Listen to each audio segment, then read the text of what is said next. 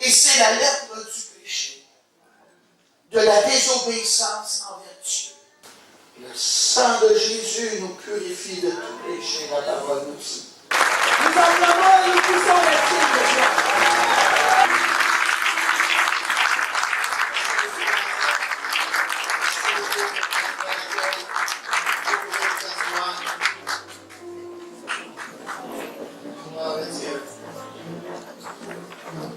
C'est merveilleux d'être dans la présence de Dieu. Marcher avec Jésus, c'est la plus belle vie. Amen. Vous êtes grandement bénis d'avoir Pasteur Mosenko, ainsi que son épouse Marie-Thérèse. Amen. Pour être beaux pasteurs.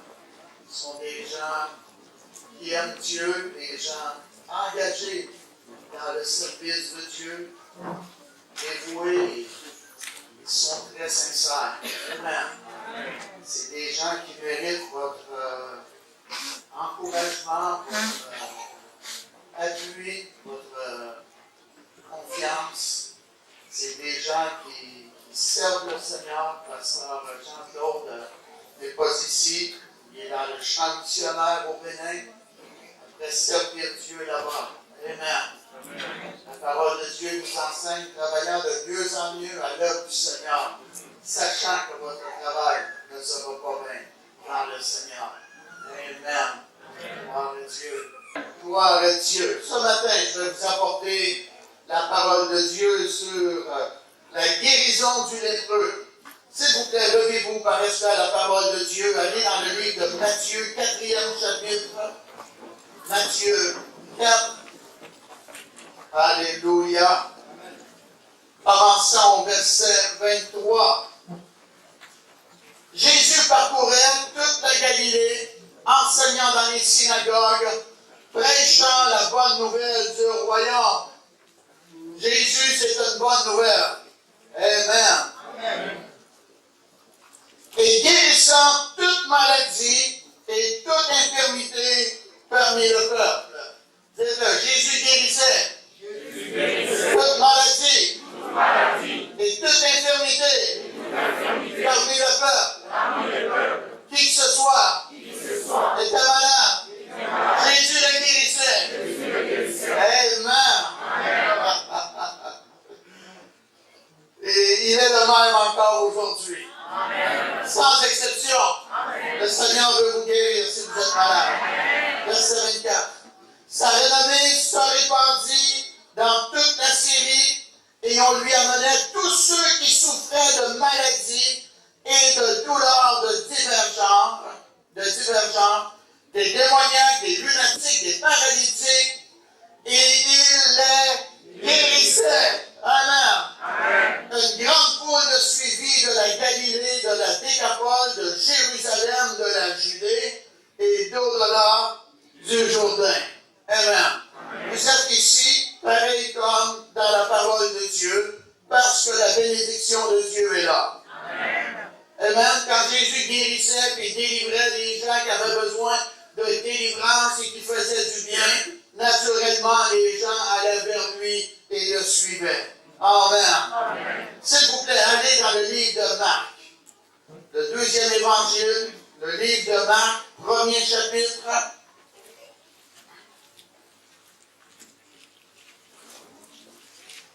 Maintenant qu'on sait que c'est la volonté de Dieu de guérir tous les gens, on va regarder un cas particulier. Marc, 1er chapitre, commençons au verset 40. Un lépreux vint à lui et se jetant à genoux, il lui dit d'un ton suppliant, « Si tu le veux, tu peux me rendre pur. » Jésus, ému de compassion, étendit la main, le toucha et dit, « Je le veux, sois pur. » Aussitôt la lèpre le quitta et il fut purifié. Jésus le renvoya sur le champ avec de sévères recommandations et lui dit, « Garde-toi de rien dire à personne, mais va te montrer au sacrificateur et offre pour ta purification ce que Moïse a prescrit, afin que cela leur serve de témoignage. Mais cet homme, s'en étant allé, se mit à publier ouvertement la chose et à la divulguer, de sorte que Jésus ne pouvait plus entrer publiquement dans une ville. Il se tenait dehors dans les lieux déserts, et l'on venait à lui de toutes parts. Amen. Vous pouvez vous asseoir. Cet homme avait vraiment un gros problème. Ce n'était pas un mal de dents qu'il avait. Ce n'était pas un mal de tête qu'il avait. Ce n'était pas une crampe dans un mollet qu'il avait. C'était vraiment un problème sérieux. C'était un homme qui avait la lèpre. Il était lépreux. Il avait une maladie très grave. Dernièrement, au Canada, j'ai vu à la télévision des lépreux. La lèpre mange les doigts, mange la peau, apporte la souffrance dans le corps. C'est une maladie qui est terrible. Ça ne vient pas de Dieu, cette maladie. Aucune maladie vient de Dieu. La Bible nous dit, le salaire du péché, c'est la mort. La maladie est entrée à cause du péché, de la désobéissance de l'être humain.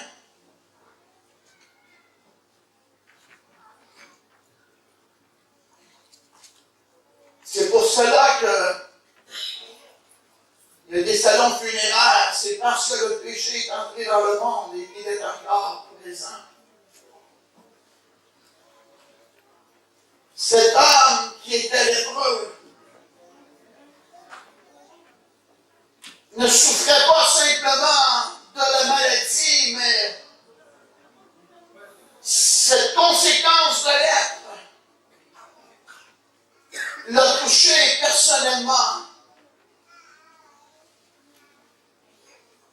La parole de Dieu nous enseigne comment on découvrait la lèpre. Allez voir, s'il vous plaît, dans Lévitique, 13e chapitre.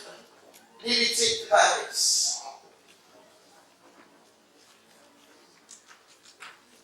Commençons verset 1er. Lorsque l'Éternel parla à Moïse et à Aaron, il dit, lorsqu'un homme aura sur la peau de son corps une tumeur, une tache ou une tache blanche qui ressemblera à une plaie de lèpre sur la peau de son corps, on l'amènera au sacrificateur Aaron ou à l'un de ses fils qui sont sacrificateurs. Le sacrificateur examinera la plaie qui est sur la peau du corps. Si le poil de la plaie est devenu blanc et que la plaie paraisse plus profonde que la peau du corps, c'est une plaie de lèpre. Le sacrificateur qui aura fait l'examen déclarera cet homme impur. Cet homme avait un gros problème dans sa vie. Il était lépreux. Mais il y avait une bonne nouvelle. Jésus était tout près de lui. Et c'est la même chose avec vous. Amen. Jésus est ici ce matin. Il est tout près de nous. Il est le Dieu de l'impossible. Qu'est-ce qui est impossible à l'homme est possible à Dieu. Alléluia. Gloire à Dieu. Laissez-moi vous dire quelque chose. Ne tombez pas en bas de votre chaise. Peut-être que vous ne le saviez pas, mais il y a des millions de lépreux en France. Oh oui. Vous ne saviez pas cela, mais c'est le cas. Au Québec, des millions de lépreux. Aux États-Unis, le pays qu'on appelle chrétien, des millions de lépreux. Vous ne savez pas, mais vous allez comprendre ce que je suis appelé à vous dire. Il y a la maladie lèpre qui apporte la mort, qui apporte la souffrance, mais il y a une autre maladie lèpre qui apporte la mort également, et c'est la lèpre du péché, de la désobéissance envers Dieu.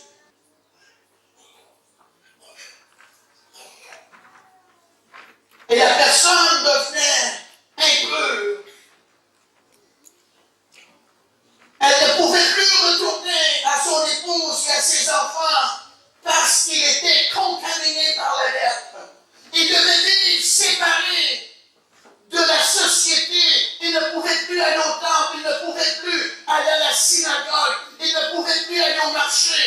parce qu'il était un lépreux. Il devait vivre avec d'autres lépreux. Et c'est ce qui arrive dans la vie de beaucoup de gens. À cause du péché, la lèpre du péché, cela amène une séparation dans la famille. Ça amène une séparation dans la société.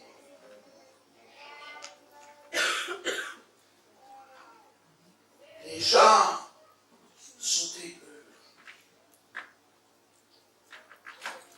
Ils ne peuvent pas mourir dans cette condition. C'est pas le ciel qui les attendrait. Et lorsqu'un lépreux vivait en société et quelqu'un, par erreur, s'en allait vers lui, il devait crier « Lépreux, lépreux » en voulant dire « N'approchez pas, je peux vous contaminer. » C'est ce que le péché fait. Ça contamine notre vie. Ça contamine notre société. Ça contamine le foyer. Ça contamine nos relations interpersonnelles.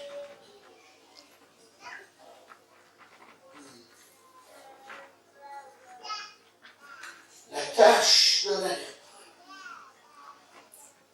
Le petit enfant, à 6 mois, que la maman lui a dit, petit Paul, fais de dos dans le berceau, dans la couchette. Fais de dos. Et la porte est fermée, et le petit est debout dans la couchette, puis il parle à sa façon, et la maman entrouvre la porte, et le bébé fait semblant qu'il dort. C'est la nature de la lèpre, du péché qui vient de se manifester. Personne ne l'a enseigné de faire cela, c'est dans sa nature. La Bible dit, tous nos péchés sont privés de la gloire de Dieu. Vous et moi, on a brisé les commandements de Dieu. Spirituellement, avant de rencontrer Jésus, on était des lépreux. La tâche de la lèpre s'est manifestée dans notre conscience à plusieurs reprises. On a désobéi à la parole de Dieu et Dieu parlait à notre conscience. On était dérangés.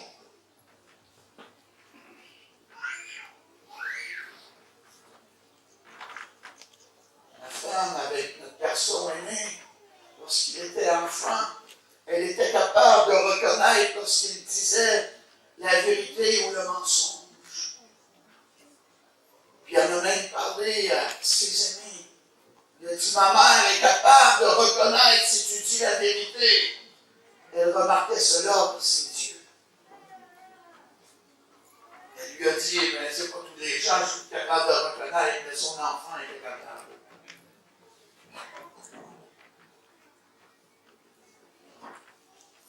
La tâche de la lèpre spirituelle, elle est tellement profonde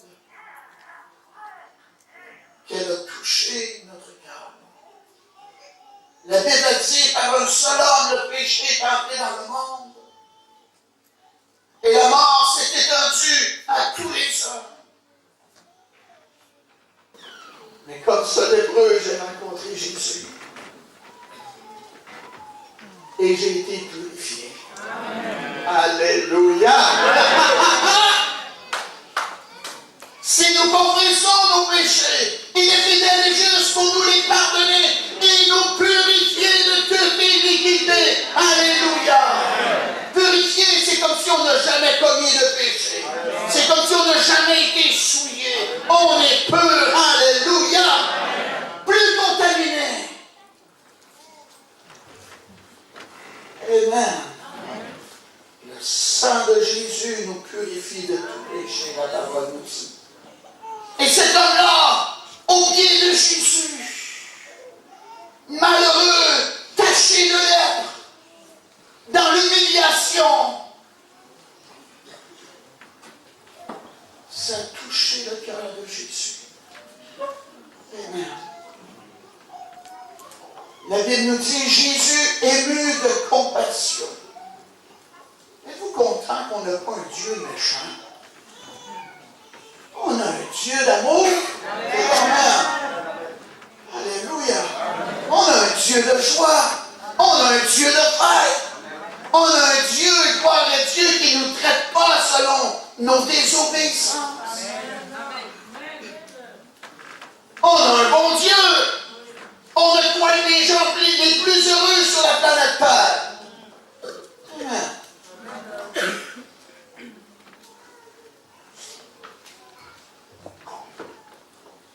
La joie du Seigneur est ma force. Amen.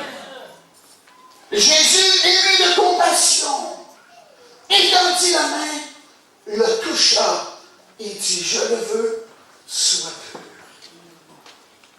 Qu'est-ce qu'il vient de faire là, Jésus? Jésus a vu ce lépreux qui était sincère, qui était honnête. Il dit, si tu le veux, je ne sais pas, Jésus, si c'est ta volonté. Jésus ne l'a pas sermonné. Il était ému de compassion pour cet homme. Il a étendu sa main et le toucha. En le touchant, je crois que ceci a rehaussé la foi de cet homme. Parce qu'on n'était pas supposé de toucher un lépreux. Mais là, Jésus démontre sa volonté. Il le touche. En le touchant, amen, ceci, ça dit dans la tête du lépreux, il est après me guérir. Je peux relâcher ma foi et recevoir ma guérison. Et ça ne finit pas là. Jésus décrète la bénédiction dans sa vie. Il dit, je le veux, sois pur. Alléluia. Amen. Quelle joie ce lépreux doit avoir eu d'entendre ces merveilleuses paroles-là. Gloire à Dieu. Je suis lépreux. Je ne peux plus embrasser mon épouse. Je ne peux pas prendre mes enfants dans mes bras. Mais là, Jésus, celui que j'entends qui est guéri, vient de me toucher, puis vient de décréter que je suis un homme pur. Alléluia! Gloire à Dieu. La Bible nous dit qu'est-ce que Dieu a déclaré pur, et même qu'aucun homme ne le regarde comme souillé. Alléluia! Moi je te dis, quand tu rencontres Jésus, ta vie ne sera plus jamais pareille. Alléluia! Oh, gloire à Dieu! Et même tu ne seras plus souillé, tu ne seras plus contaminé par le péché. Mais gloire à Dieu, tu vas avoir le pouvoir de dire non au péché. Et tu vas avoir le pouvoir de marcher sur toute la puissance de l'ennemi. Alléluia! La Bible nous dit celui qui est en nous, gloire à Dieu, est plus grand que celui qui est dans le monde. Alléluia! C'est une réalité que tu peux vivre ce matin. Manque pas ton occasion. Gloire à Dieu, gloire à Dieu. Oh! Alléluia! Quand tu es purifié, ton cœur est en fête. Et même des fois, tu as tellement de joie que tu as de la misère à dormir le soir. Alléluia! Tu n'es plus tourmenté par les mauvais esprits, mais la joie du Seigneur est à l'intérieur de toi. Gloire à Dieu, tu es tellement content d'avoir Jésus dans ta vie, d'être en route pour le ciel. Alléluia! C'est pour cela que le péché est entré dans le monde. On est descendant de pécheurs. Et comme cet homme a rencontré Jésus, il a été purifié. Vous devez rencontrer Jésus pour être purifié. Fermez vos yeux si vous n'êtes pas né de nouveau. Fermez vos yeux, s'il vous plaît.